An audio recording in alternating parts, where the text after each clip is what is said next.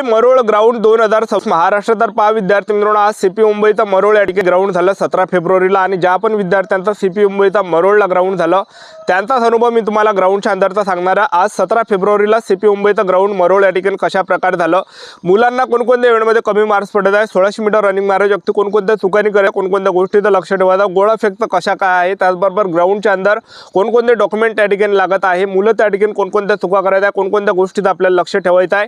आज 17 फेब्रुवारीला सीपी मुंबईचा मरोळ या ठिकाणी ग्राउंड कशा प्रकारे झालं, ग्राउंडच्या अंदरची सर्व माहिती तुम्हाला सांगणार आहे। कागदपत्र वगैरे कोणकोणते लागत आहे, त्या ठिकाणी घड्याळ अलाउड आहे काय, त्याचबरोबर शूज वगैरे त्या ठिकाणी अलाउड आहे काय, जे या ठिकाणी स्पाइक बूट आहे, तर संपूर्ण माहिती तुम्हाला सांगणार आहे। सीपी मुंबईचा मरोळ या ठिकाणी ग्राउंड 17 फेब्रुवारी कसा प्रकार झाला याबद्दल आजचा व्हिडिओ खूप महत्त्वाचा होणार आहे। व्हिडिओ शेवटपर्यंत बघा आणि व्हिडिओला आताच लाईक करा। नमस्कार विद्यार्थी मित्रांनो, नोकरी लाईन मराठी यूट्यूब चॅनलवर मी गोपाल आणखळे तुमचं सर्वांचं सहर्ष स्वागत करतो। तर मित्रांनो, व्हिडिओचा थंबनेल बघून तुमच्या लक्षात आलं असेल की आपला व्हिडिओ कोणत्या टॉपिकवर होणार आहे। व्हिडिओ सुरू करण्याच्या आधी आपल्या यूट्यूब चॅनलला सबस्क्राइब करा, जेणेकरून प्रत्येक भरतीची अपडेट तुमच्यापर्यंत सर्वात आधी पोहोचेल। जास्त करून सीपी मुंबई पोलीस भरतीच्या रिलेटेड जास्त व्हिडिओ आपल्या चॅनलवर अपलोड करत असतो आणि 10वी 12वी पास भरतीच्या रिलेटेड जास्त व्हिडिओ आपल्या चॅनलवर अपलोड करत असतो। व्हिडिओ सुरू करण्याच्या अगोदर सर्वांना एक रिक्वेस्ट आहे, तुम्ही आपला व्हिडिओ कोणत्या जिल्ह्यातून पोहोचू राहिला नक्की कमेंट बॉक्समध्ये सांगा, जेणेकरून मला सुद्धा अंदाज लागणार आहे की आपला व्हिडिओ कोणकोणत्या जिल्ह्यापर्यंत पोहोचू राहिला। तर सर्वात अगोदर जे विद्यार्थी मित्रांनो या ठिकाणी गेटच्या अंदर एंट्रीच्या वेळेस जे विद्यार्थी मित्रांनो त्या ठिकाणी जास्त वेळपर्यंत बसून ठेवलं जात आहे। आता पहिली गोष्ट आपल्याला जे विद्यार्थी मित्रांनो कोणत्या बॅचच्या विद्यार्थ्याला किती वाजता जातात, ज्यांची सकाळी 5ची बॅच आहे, 6ची बॅच आहे, 7 वाजताची बॅच आहे, 8 वाजताची बॅच आहे, 10 वाजताची बॅच आहे, तर तुम्ही जे विद्यार्थी मित्रांनो सकाळी 5 वाजतापर्यंत त्या ठिकाणी जाऊ शकता। ठीक आहे। आता तुमची जर दुपारी 2 वाजताची बॅच असेल आणि तुम्ही जर सकाळी त्या ठिकाणी गेले तर तुम्हाला जे बाहेर पाठवले जाणार आहे, कारण की त्यांचे सुद्धा काही नियम आहे, त्यांना सुद्धा नियम त्या ठिकाणी नियमचे पालन त्या ठिकाणी करावं लागते। तर जे पण आपल्या हॉल तिकीटवर जे काही बॅच आहे त्याच टायमिंगवर आपल्याला जायचं आहे। जर समजा सकाळी 8ची बॅच असेल तर 6 वाजता 5 वाजता जाऊ शकता, 8 वाजता गेले चालते, 10ला गेले चालते, 1-2 घंटा लेटही झाले तर काही त्या ठिकाणी प्रॉब्लेम नाही, 1-2 घंटा अगोदर गेले तरी काही प्रॉब्लेम नाही, जो काही तुमचा टाईम आहे त्या टायमावर गेले तर काही प्रॉब्लेम नाही। तुम्ही कोणत्या टायमात जा, तुम्हाला त्या ठिकाणी थांबणं आहे, त्या ठिकाणी आपल्याला 10-12 घंटे थांबून ठेवल्यात जाते। कोणताही तुम्ही या ठिकाणी कोणताही तुमचा टायमिंग असेल तर आपल्याला जास्त वेळपर्यंत ग्राउंडच्या अंदर थांबून ठेवलं जातं। आणि आपल्याला चूक कोणती नाही करायची आहे, भरपूर विद्यार्थी चूक करत आहे, जे आम्ही केले ते तुम्ही चूक करू नका, कारण की ग्राउंडच्या अंदर 10-12 घंटे बसून ठेवलं जाते। तर त्यामुळे जे विद्यार्थी मित्रांनो अगोदर तुम्ही हलकासा जेवण करून घ्या किंवा फळ फ्रूट खाऊन घ्या, जसं सफरचंद वगैरे झालं, केळं वगैरे झालं, अंगूर वगैरे झालं, हे फळ वगैरे खाऊन घ्या आगाय बगाय, जेणेकरून तेवढी शरीरामध्ये ताकद आपल्याला राहणार आहे, कारण की जास्त वेळपर्यंत बसून ठेवलं जात आहे ग्राउंडच्या अंदर। ठीक आहे, ह्या काही गोष्टीत लक्षात ठेवायचं आहे। एक वेळा तुम्ही ग्राउंडच्या अंदर गेल्यानंतर तुम्हाला बाहेर कुठेही त्या ठिकाणी फटकवू देत नाही, एक लक्षात ठेवा। गेटच्या अंदर जे विद्यार्थी मित्रांनो फळ फ्रूट सुद्धा मुलांना नेऊ देत नाही त्या ठिकाणी, त्याचबरोबर घड्याळही त्या ठिकाणी अलाउड नाही आहे आणि स्पाइक बुटे अलाउड नाही आहे। स्टार्टिंगला त्या ठिकाणी राखेमध्ये त्या ठिकाणी मुलांना बॅगा काढायला लावत आहे। बॅगा काढल्यानंतर जे विद्यार्थी मित्रांनो त्या ठिकाणी मुलांना आणखी समोर त्या ठिकाणी फक्त आपल्याला वरतं डॉक्युमेंट कोणकोणते ठेवायचे आहे, आधार कार्ड ओरिजिनल नाही, त्याचबरोबर हॉल तिकीट ओरिजिनल नाही, त्याचबरोबर 2 पासपोर्ट फोटो सोबत नाही, बस एवढे डॉक्युमेंट नाही, सर्व डॉक्युमेंट ओरिजिनल आपल्याला बॅगेत ठेवायचे। तिथं जे विद्यार्थी मित्रांनो एवढे डॉक्युमेंट लागत आहे, Aadhaar card original, hall ticket original आणि आपले 2 पासपोर्ट फोटो, हे एवढे 2 डॉक्युमेंट घेऊन जायचे आहे। आणि आपल्याला त्या ठिकाणी जे विद्यार्थी मित्रांनो एका मंडपामध्ये बसून ठेवल्या जाते। मंडपामध्ये बसवल्यानंतर जे विद्यार्थी मित्रांनो त्या ठिकाणी आणखीन मुलांना त्या ठिकाणी 50 विद्यार्थ्यांना बसून ठेवल्या जाते।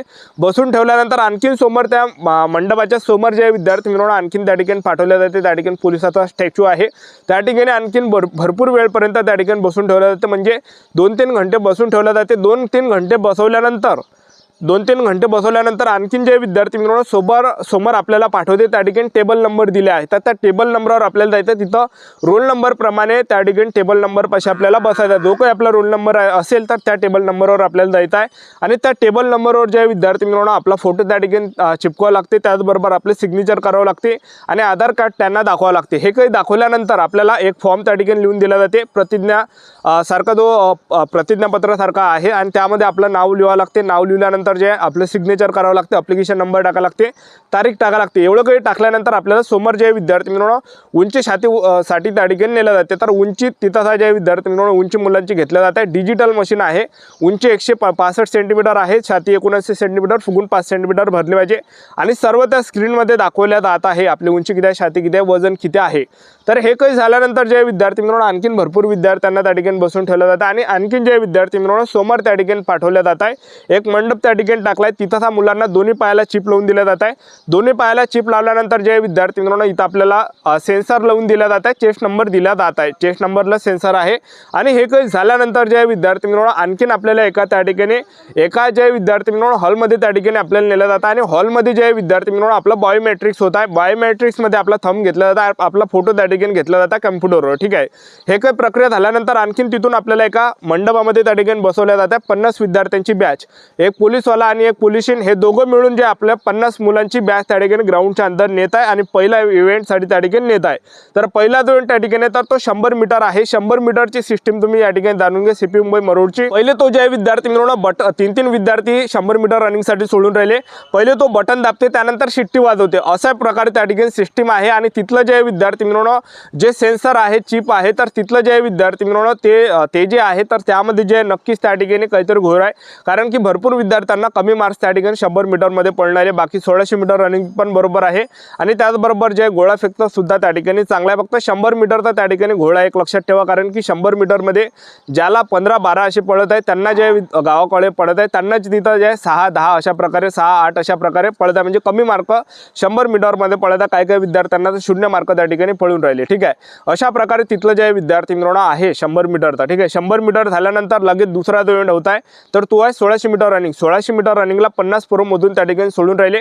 1600 मीटर रनिंग मारायच्या वेळेस आपल्याला चूक कोणती नाही करायची, तर भरपूर विद्यार्थी ट्रॅकच्या बाहेरून धावत आहे, तर आपल्याला ट्रॅकच्या काठानं धावत आहे। जेवढं तुम्ही ट्रॅकच्या काठानं धावसाल तेवढं अंतर कमी होणार आहे, तेवढं टायमिंग कमी होणार आहे, तेवढं जास्त मार्क आपल्याला भेटणार आहे। जेवढं तुम्ही ट्रॅकच्या बाहेरून धावसाल तेवढं अंतर जास्त होणार आहे, तेवढं कमी मार्क्स आपल्याला भेटणार आहे, तेवढं नुकसान आपलं होणार आहे।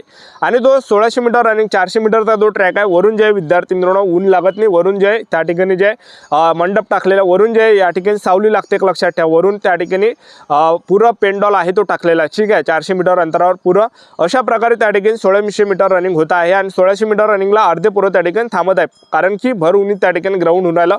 1600 मीटर रनिंग झाल्यानंतर गोळाफेक पाशी त्या ठिकाणी नेला जातं। गोळाफेकमध्ये 50 विद्यार्थ्यांचा गोळाफेक होईपर्यंत त्या ठिकाणी थांबून ठेवल्या जातं एक लक्षात ठेवा। ठीक आहे, तर गोळाफेकच्या वेळेस जे विद्यार्थी मित्रांनो भरपूर विद्यार्थी आपल्याकडे पाहिजे, पोलीसवाले सुद्धा आपल्याकडे पाहिजे, तर त्यांच्याकडे तुम्ही लक्ष देऊ नका।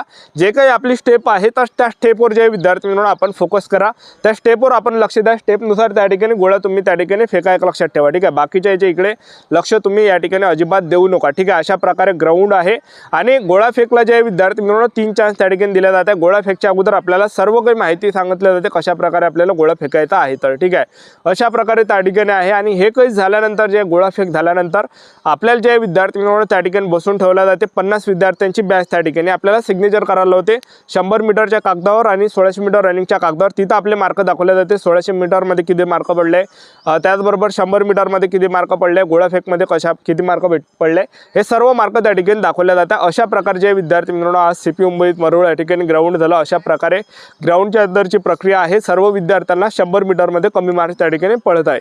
अशा प्रकारे 17 फेब्रुवारीला ग्राउंड झाला। आपल्या यूट्यूब चॅनल सबस्क्राईब करून ठेवा, वेळोवेळी अपडेट देत राहणार। आजच्यासाठी थांबतो, भेटूया नेक्स्ट व्हिडिओमध्ये। जय हिंद, जय भारत।